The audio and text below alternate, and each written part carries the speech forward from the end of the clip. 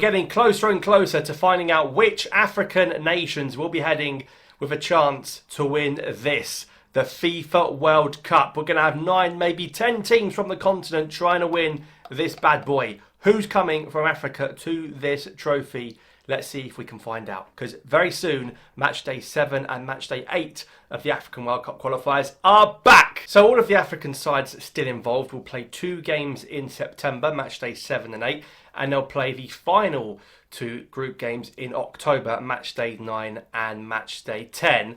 And if you're one of the 4 runner-up teams going into the next round, then there'll be playoffs taking place in November, where all 4 of these African teams will do 2 semi-finals and a final, with just 1 team remaining. And even that African team that gets through that has to play a playoff against another country from another confederation to decide if they'll go to the World Cup. So effectively, I still think it is, you've got to come first. And many people have said, you know what? We actually missed the playoffs, the drama, the tension of playing home and away with 5 spots. But there's still a lot of drama, because I think with the expanded AFCON as well, it shows this, 24-team AFCON, and you've still got countries like Ghana and Guinea not qualifying for that. There are lots of good sides in Africa now. The gap between the big teams and the small teams is much smaller now.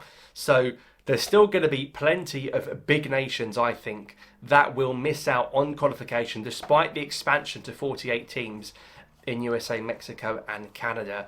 We're going to go through each group one by one.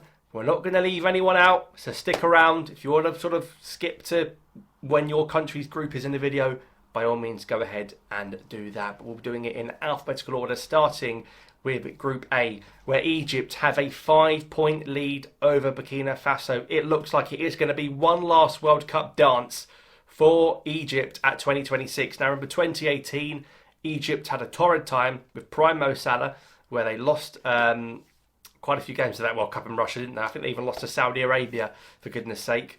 Now, 2022, we know all about here Algeria and Cameroon. What about Egypt? They lost on penalties to Senegal in the AFCON final.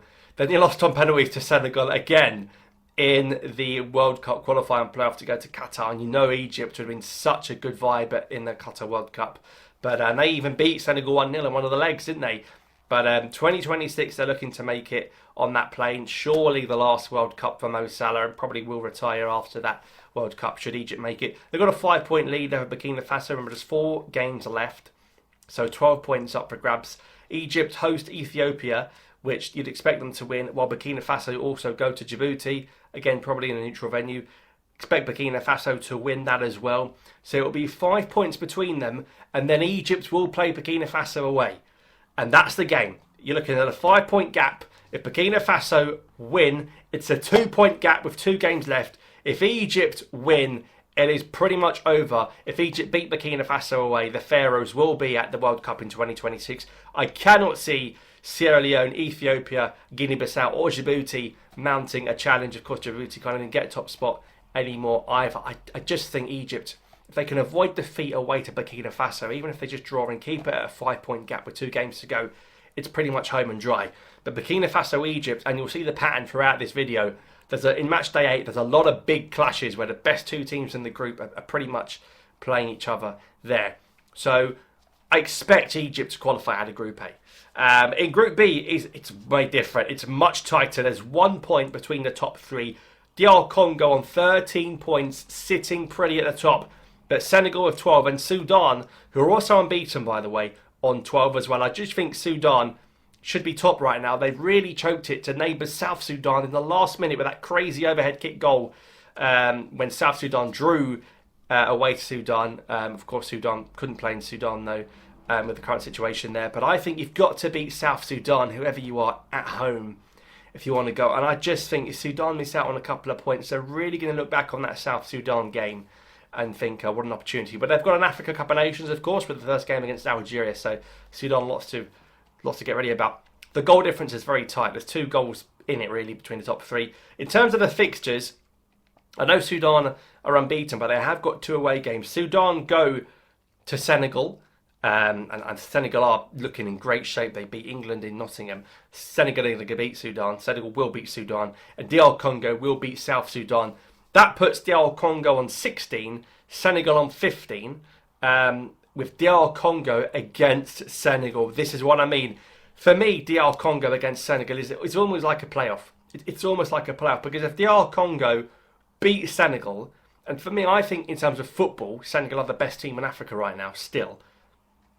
That would be 4 points. DR Congo would have a 4-point lead. And remember, they haven't qualified since they were Zaire many years ago. 4 points ahead of Senegal with 2 games to go. You'd expect DR Congo to make it. That Congo-Senegal game, I can't call it right now. It's going to be close. But Kinshasa has to be rocking. We're absolutely rocking, because the fans are going to need to be behind them. I think Sudan, again, they've got to go to Togo as well. I think the South Sudan games cost it for them, unfortunately. Togo, South Sudan, and Mauritania are last at the moment. Goodness me. I mean, the fact that we lost to them in Cote d'Ivoire, it just looks worse and worse as time goes by.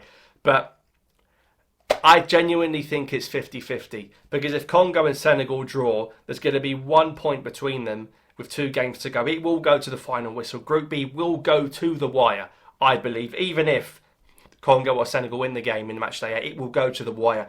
That's going to be incredibly tough to call. I think whoever misses out of Congo and Senegal will go into the second place tournament. But it's awfully close.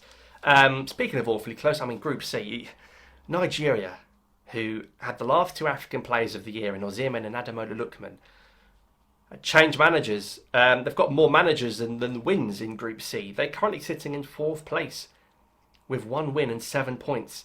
That is shocking. South Africa by far and away ahead on 13. Rwanda are second on 8. Benin have also got 8. Nigeria have got 7. You can't really rule anyone out. I'd even say Zimbabwe. Zimbabwe are only 4 points off second. And even Lesotho. They're going to have a song and dance about it as well. So I've spoken about it before. Check it out. South Africa's fate for me really lies on the Tabuhu Makena yellow card situation. If they get -3, it's literally all to play for. I know it's 3 points to Lesotho if that happens, but it's the Nigerians that will be cheering. But even so, South Africa face Lesotho again, ironically, and I think they will beat them again. And Nigeria face Rwanda, who they need to beat. They really need to beat. Now, did Rwanda not beat Nigeria recently in an AFCON qualifier there? I mean, Nigeria, surely they have to win every game and hope for the best. Nigeria can win all 4 games and it still might not be enough. But again, it all comes down to match day 8 when South Africa hosts Nigeria. That is it. So even if you take the 3 points from South Africa, which I think would be incredibly harsh, if South Africa beat Nigeria, it's curtains. It's curtains. And the fact that Nigeria have so little points, and I'll show you the second place table in a bit, they've got so little points, they can't even really get second if they lose another game. I mean, the most points Nigeria can get now is 19, and that's if they win every game. I think Nigeria are in huge trouble. They've got a huge population. That's a lot of fans and supporters that are not going to have their country at the World Cup. That is going to be unbelievable. Unbelievable if Nigeria miss out. And I think Nigeria will miss out. Listen, it's an absolute shocker there. And they've got to be ashamed of themselves. The fact that they can't qualify. 2022, we felt sorry for them. They drew to Ghana twice and lost on away goals. You get no sympathy from here. They're not so Super Eagles if this is the case. This is shambolic. It's been shambolic from the start. South Africa, the most underrated side on the continent. Hence why they got the bronze medal in Cote d'Ivoire that no one expected them to. I think South Africa will come out of Group C. But there's so little points in the other teams. The points are all spread around. It's going to be very hard for sort of a second place out of this one. So there we are. On to Group D, where interestingly Cameroon is second to Cape Verde. Cape Verde didn't make the AFCON, of course. That's happening in Morocco later this year. But Cameroon are 1 point behind, but with a 6 higher goal difference. And of course, like I said, match day 8, it's all happening there. Cape Verde, Cameroon in match day 8. Before that, Cape Verde play Mauritius, which they should win. And Cameroon play Eswatini, which they should win. I do think Cameroon will beat Cape Verde. You've now got Brian and Burmo at Manchester United as well. Belaber at Brighton. Onana, for all it's said about him, he's good in Africa. Libya, I've got Eswatini and Angola, but I think it's a disappointing campaign for Angola. Libya had a good start but fell off a little bit. Mauritius and Eswatini are holiday resorts. They will not be going to the World Cup. But even though Cameroon sit in second spot, I do think they will qualify for the World Cup out of Group D in much less controversial circumstances, shall we say. But for Cape Verde to get 13 points from 6 games is decent. If they were to beat Cameroon, though, Cameroon would be in all sorts of trouble. you imagine if Cape Verde made the World Cup after not making the Africa Cup of Nations? It'd be quite extraordinary. But, you know, I'd love Cape Verde to do it. They've got great fans. But Cameroon, on paper, when you see World Cup Cameroon beat Brazil, first African side to ever beat Brazil at the FIFA World Cup, it looks a bit special, doesn't it? So you've got Cameroon in that one. I think they will advance out of Group D. Yeah, it's going to be closer. They're going to have to play well against Cape Verde because Cameroon, some of the performances against Eswatini, absolutely shocking, it has to be said. On to Group E. I mean, this group has been a shambles from start to finish, with Eritrea not even kicking a ball, with Congo not even having a team for half the time. Now, Congo-Brazzaville are now back in. They are back with FIFA, but they're out. They can't qualify for the World Cup. So effectively, it's pointless playing them. Good news for Tanzania, who play Congo. For Tanzania, it's a great opportunity. Nigeria and Zambia. But listen, Morocco, even before the ball was kicked, had a far better team in a weak group. 2 teams have pulled out. Morocco will qualify for the FIFA World Cup once again. And I don't know what's going to happen with the second spot, because how can you get as many points as the teams in the other group when you've got 2 fixtures less? No one's played Eritrea, so there's less points available. I still think CAF might do something about it. I still think CAF might go, you know what, we're going to have to minus some points from the other teams that finished second, who played the team in last, to make up for it. It's a bit messy, it needs addressing, but in terms of the drama, Morocco have won Group E, no question, so there's not much to get excited about there. Group F, interesting. Ivory Coast, the African champions. I don't think they've not even conceded a goal, Cote d'Ivoire. They're on 16 points. Gabon are on 15. Gabon will play Cote d'Ivoire in the match day 8. That's going to be a great game. Ivory Coast have Burundi, which they'll win. Gabon have Seychelles, which they'll win. Kenya, Gambia and Seychelles are not going to be going to the FIFA World Cup. It's been a poor campaign from Kenya. It's been an even poorer campaign from the Gambia. You expect more from them. But Cote d'Ivoire, if they go to Gabon and win, that's pretty much them. They're home and dry. Remember, for the Qatar World Cup, Ivory Coast didn't even get to the playoff stage. And I said at the time, they're going to have to go and win the AFCON they host to make up for it. And that's what they did. Sometimes my genius has ceased to amaze me. Gabon, if they were to beat Cote d'Ivoire, would go into top spot with 2 games to go. That could be huge. But I think for Gabon, with Aubameyang and Bouanga, they're in a good spot, because whatever happens, I think they will be one of the second place teams. They're currently second with 15 points, which is more than some teams who are first in their group. So Gabon are in a good situation. They should beat the Seychelles, but it's going to be a tough game against Cote d'Ivoire. Like I said, I don't even think they've let a goal in, but we'll see what happens. But it's going to be close. Gabon could well be one to keep an eye on. Of course, no one seems to be that bothered that Ivory Coast are the champions of Africa, apart from Ivorians. We still don't know how on earth they managed to win that Africa Cup of Nations after getting battered 4-0 by Equatorial Guinea. So we'll wait and see. But Cote d'Ivoire should have the quality to get out of that one, and Gabon will more than certainly be a second place spot in that tournament if they can't get over the line. But moving on to Group G. Now, I will make another video further explaining what Algeria need and when we can make the FIFA World Cup. But right now, I mean, it feels like we've won a lot of games, but we're only 3 points ahead of Mozambique. But the goal difference does show that plus 10. Mozambique goal difference -1 after we absolutely slapped them in Tizzy last time out. Now, Algeria will host Botswana, also in Tizzy. We should win that. Mozambique will go to Uganda. And I think Mozambique, crucially, will drop points in Uganda, which will further strengthen Algeria's lead at the top. And of course, we go to Guinea and Casablanca. Even if we didn't win, the fact that Guinea have dropped so many points, they couldn't beat Somalia with respect to Somalia. Even if we lost to Guinea or drew or whatever, I don't think it will be the end of the world. We've still got to play Somalia again. We've still got Uganda to come to Algeria on the last day. I think Algeria are in a good position.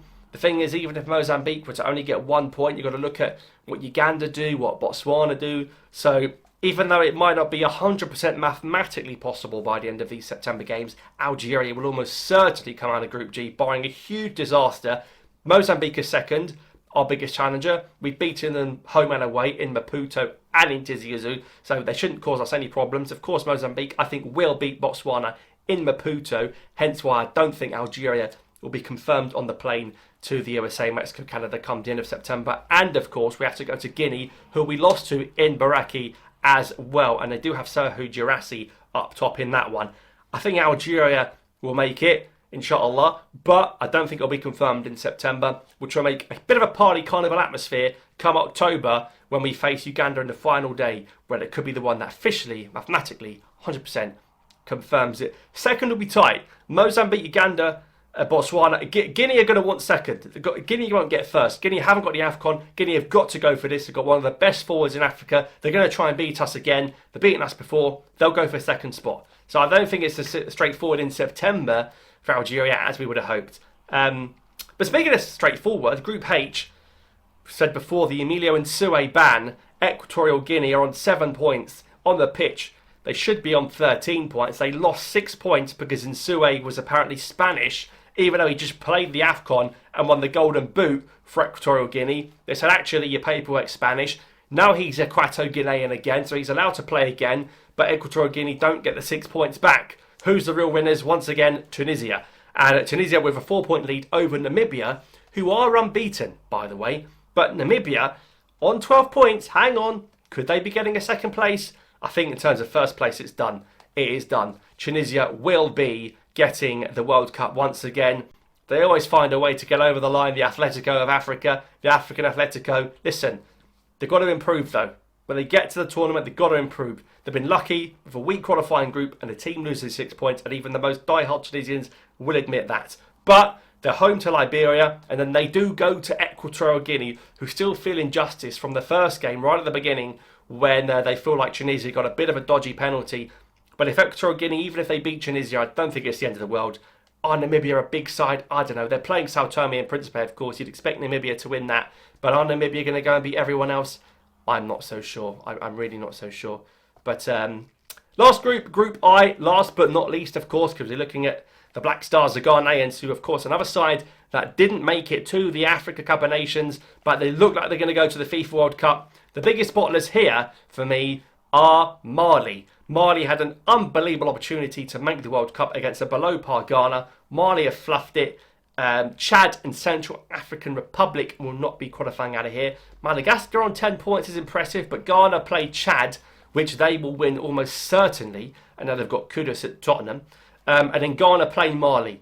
Now Ghana are actually the pot 2 team in this group. Mali were meant to be the big team. Mali have had a terrible campaign. And I think if Ghana beat Mali after beating Chad, and Mali don't beat Comoros, and Comoros are a good side. They're a good side. They're playing Morocco in the AFCON opener. I don't think Mali are going to go to the World Cup at all. They're 6 points behind Ghana. They might fight for the second spot, but I can't see it happening. Ghana, if they beat Mali or they will beat Chad, they're going to be at the World Cup. And if they're playing that game in a Pacto Accra or whatever, it's going to be really, really, really exciting. Ghana, once again, against all the odds really, will be at the World Cup for the second time in a row. So I think Ghana will come out of Group I. I think Comoros are the only team that can cause some problems. I can't see Mali going and beating a confident Ghana. And Ghana will go into that Mali game having just beaten Chad as well. Whereas Mali will have a difficult game against the Comoros. So that just leaves us with the second place table. Where currently Gabon, Cameroon, Senegal and Namibia would take part in a 14 tournament. You'd expect Senegal, probably a Senegal-Cameroon final. And then one of Senegal or Cameroon would have to play another team from another continent to get to the World Cup. But the likes of Comoros, Mozambique, Burkina Faso, Tanzania and Rwanda, despite currently being second, will not even get into that competition. So, it's looking tasty. Nigeria in big trouble, Burkina Faso in big trouble, Guinea in big trouble, Mali in big trouble. The drama is all about to unfold. Are we going to get a big shock? Are Gabon going to beat Cote d'Ivoire? Are we going to see something? Are Tunisia going to lose 2 games? I don't know. Algeria going to lose in Guinea? Only one way to find out. Stay here for all the latest drama and updates. Thanks for watching. Let me know in the comments who's going to qualify. I'll see you next time.